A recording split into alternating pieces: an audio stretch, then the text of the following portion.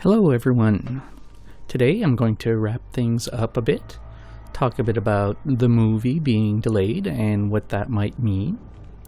For the visual, since we've already visited all the star systems mentioned in the book, I thought I'd go to the star called Arrakis in this spaceflight simulation game, Elite Dangerous. Now recall that the planet of Arrakis was documented as circling Canopus, and we went there on our third installment. I noticed from the view counts that that episode is the least watched, maybe because it's the longest, but in my opinion it's the most important one of the series. If your time is limited, then I'd suggest watching installments 1 and 3, since they contain the most information which could be useful for viewers of a Dune movie adaptation. So back to the star called Arrakis in this game.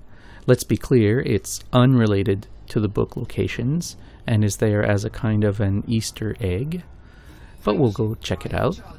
It was nice of the game developers to think of us sci-fi fans in this way by putting that in there, and as I mentioned another time, there were a few other ones like Terminus and such.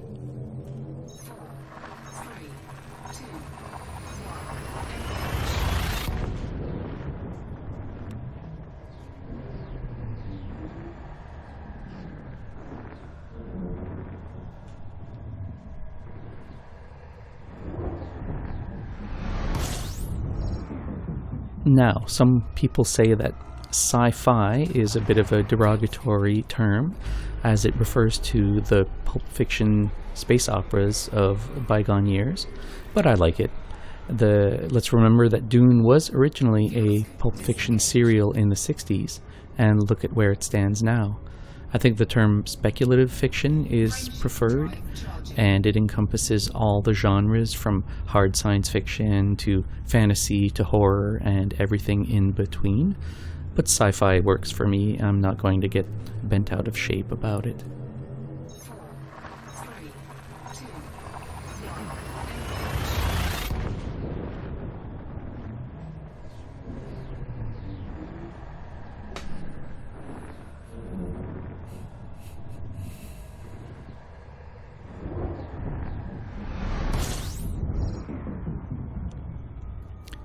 Outside this first Dune novel, there are other worlds like Chapter House and Wallach 9 that are mentioned in the sequels, and then some other ones in the prequels. But since this series is restricted to that first novel, I'll stick to talking about the worlds that are here. And this is the best Dune novel in my opinion. The two books that come after, Dune Messiah and Children of Dune, are okay, and God Emperor of Dune was just god-awful. It's not worth a reread and was a tough slog to get through the first time I read it.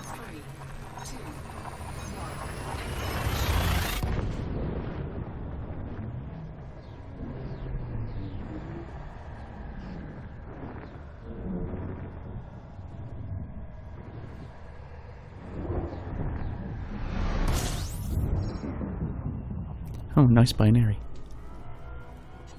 For the planets in the first book, I might be misremembering here. I think Wallach 9 might have been mentioned briefly in the first book, Dune, but I don't know where it is. If I do find out, I'll go there in another video for sure. So what does the movie delay mean? Originally, it was scheduled to be released on November 20th, 2020, which is just about a month away from when I'm recording this. It's been delayed to October 1st, 2021, almost a full year away.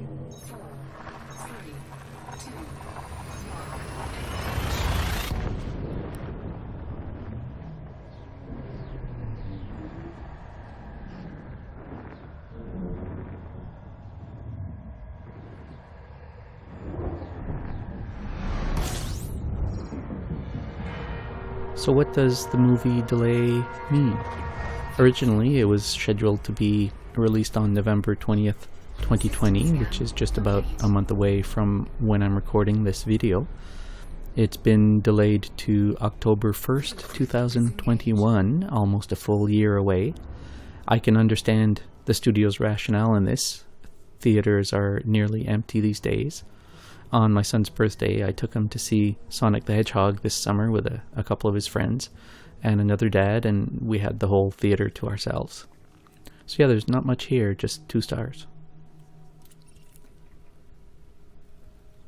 I bet the studio saw the numbers and decided to put out the movie to when audiences would be a little more plentiful, which is too bad for us, but makes sense economically.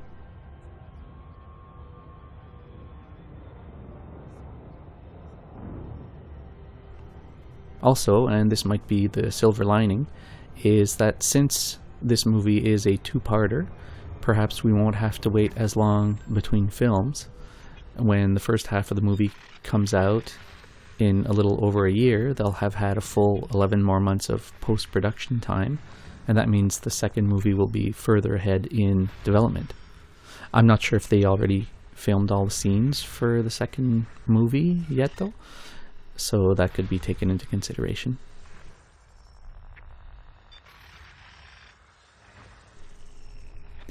And that about does it. I hope this series gave you a good background into the story. I was rereading the book at the same time as I was making this series of videos, and by the time I got to the end, I rewatched my first video, and it reminded me of things that had already dimmed in my memory by the time I was done. So for me, it was definitely worthwhile, and I'll watch them again shortly before I do go see the film in 2021. And I hope it works for you in the same way. If this thing does generate some interest, I think I might do another series.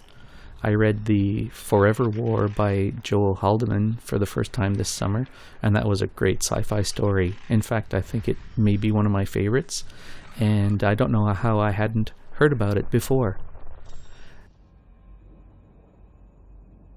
As with every installment, thank you for watching, and please leave a comment and subscribe if you'd like to see more like this. Bye for now.